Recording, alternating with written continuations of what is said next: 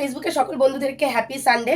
তো আজকে যেহেতু ছুটির দিন, তাই এই ছুটির দিনে আমি তোমাদের জন্য একটা সুন্দর ব্লগ নিয়ে চলে এসেছি। আর দেখো, ব্লগ করার জন্য আমি একটা ইউনিক ড্রেসও পরে নিয়েছি। এই ড্রেসটা কেন পরেছি সেটাও তোমাদেরকে বলবো। আর এই যে দেখো, আমার হাতে কত বক্স রয়েছে, এগুলো হচ্ছে গিফট বক্স। কিছুদিন আগে বান্ধবী বেনারস লখনউ ঘুরতে গেছিল, ও আমার জন্য অনেক গিফট এনেছে সব জায়গা থেকে। তো সেই গিফটগুলোই তোমাদেরকে দেখাবো, আমি নিজেও দেখবো, কারণ আমি এখনো পর্যন্ত দেখিনি যে আমার জন্য কি গিফট এনেছে। তো চলো কথা আর না বাড়িয়ে তোমাদেরকে গিফটগুলো দেখাই আর আমি নিজেও দেখি। ফার্স্ট বক্স ওপেন করে দেখি যে এর মধ্যে কি আছে। ওয়াও, এই দেখো কি সুন্দর একটা গিফট। এটা কি? শ্রী কাশী বিশ্বনাথ মন্দির। আমার খুব ঠান্ডা লেগেছে। কি সুন্দর দেখো এই গিফটটা। এটা হচ্ছে শ্রী কাশী বিশ্বনাথ মন্দিরের একটা স্যাম্পল।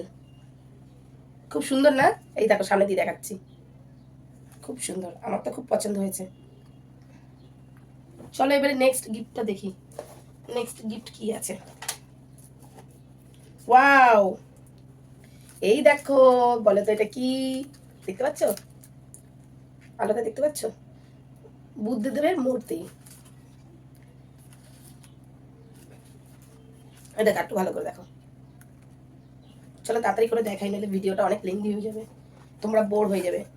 এটার মধ্যে কি আছে? ও, এটার মধ্যে এই যে দেখো, শিব ঠাকুরের মূর্তিটা দেখতে পাচ্ছ?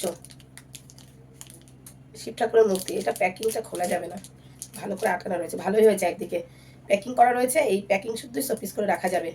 এই দেখো, শিব মূর্তি, না না সরি, শিবের পাথর, কাচের। এটা হচ্ছে কাচের শিবের পাথর আর শিব ঠাকুরের বাহন। আর কি আছে? এই দেখো একটা গিফট। বলো তো এটা কি? চিনতে পারছো কিনা সবাই? দেখা তো, এই এই স্তম্ভটা কোথায় দেখা যায়? এটা হলো অশোক স্তম্ভ। চিনতে পারছো সবাই? খুব সুন্দর না গিফটগুলো? সত্যি খুব সুন্দর। ও বাবা, একটা করতালও দিয়েছে। আচ্ছা, যাই হোক, এখন বাজানোর টাইম না, পরে বাজিয়ে শোনাবো তোমাদেরকে। এবারে যে নেক্সট বক্স, আর বক্স আছে। বাবা কত গিফট এনেছে, কোথায় রাখবো আমি এত গিফট? আমার বাড়িতে যা বাচ্চা কাচ্চা, ও পেলেই উল্টে দেবে, সব ফেলে ভেঙে দেবে। এই দেখো যোগী বাবা, এই দেখো যোগী বাবা। হর হর মহাদেব। আর কি আছে? এই দেখো, এটা হচ্ছে রাম মন্দির থেকে দিয়ে মানে এনেছে রাম ঠাকুর, বুঝতে পারছো? এটা হচ্ছে রাম ঠাকুর। এটা কি? ও, এটাও রাম ঠাকুর। এখানে রয়েছে রাম, সীতা, লক্ষণ আর হনুমান। এই যে দেখো, আলোর জন্য মানে দেখা যাচ্ছে না নাকি ভালো করে? তো আলোটা একটু উঠে দেখাই। এই দেখো, আরো গিফট আছে, দাঁড়াও।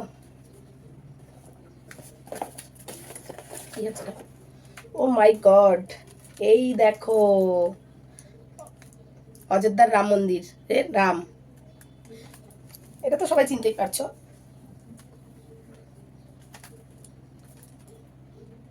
সবাই চিনতে পারছো তো? দেখো,